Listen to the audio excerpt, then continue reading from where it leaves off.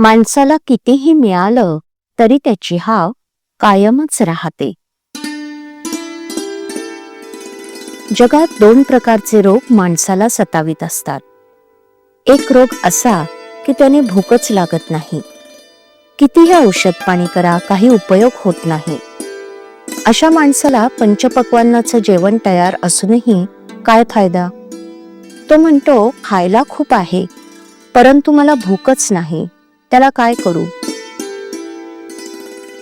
दुसरा रोग असा की कितीही खाल्लं तरी खाण्याची हाव काही पुरी होत नाही.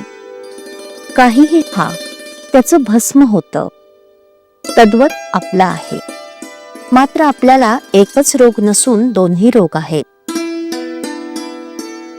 इतका परमार्थाचा हाट भरला आहे, भजन पूजन चालू आहे, परंतु आपल्याला त्याचं प्रेम नाही, त्याची आवडच वाटत नाही.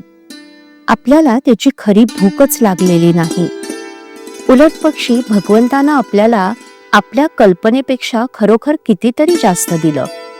बायको, मुलं, नोकरी धंदा, घरदार इत्यादी कितीतरी गोष्टी की ज्यांपासून सुख मिळेल असं आपल्याला वाटतं, त्या गोष्टी पुरवल्या. पण अजून आपली हाव या सर्वांना पुरून, या सर्वांचं भस्म करून कायमच आहे आणि परमेश्वराचं प्रेम मात्र काही लागत नाही. हे असं किती दिवस चालणार? आपण नीतिधर्मानं चालतो, आपली वागणूक वाईट नाही हे खरं, पण याचं कारण वाईट वागलो तर आपल्याला लोक नावं ठेवतील ही भीती. असा हा दिखाऊ चांगुलपणा, ही वरवरची सुधारणा काय कामाची? मानवी जीवन सुखी झालं तर ती सुधारणा म्हणायची.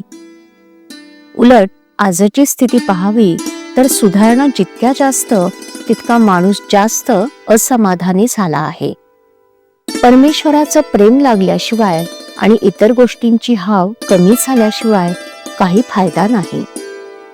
तीर्थयात्रा, पूजा, भजन ही परमार्थाची नुसती आठवण करून देतील, पण अंतरंग सुधारेलच असं नाही. आणि अंतरंग सुधारलं नाही तर बाकीच्याचा उपयोग नाही.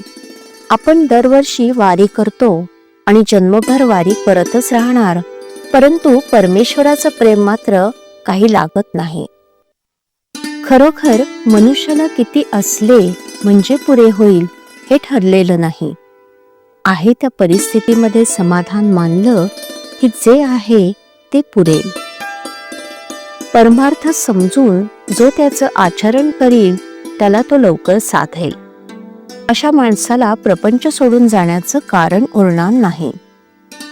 मनात भगवंताचं प्रेम नसले तरी देहानं म्हणजे बाहेरून त्याची पूजा अर्चा करावी आणि त्याचं नामस्मरण करावं.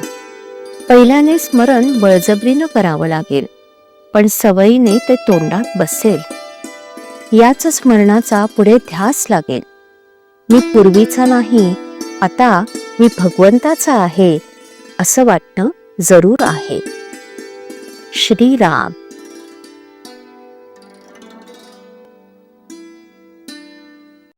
श्रीराम जय राम जय जय राम. श्रीराम जय राम जय जय राम. श्रीराम जय राम जय जय राम. श्रीराम जय राम जय जय राम. श्रीराम जय राम जय जय राम.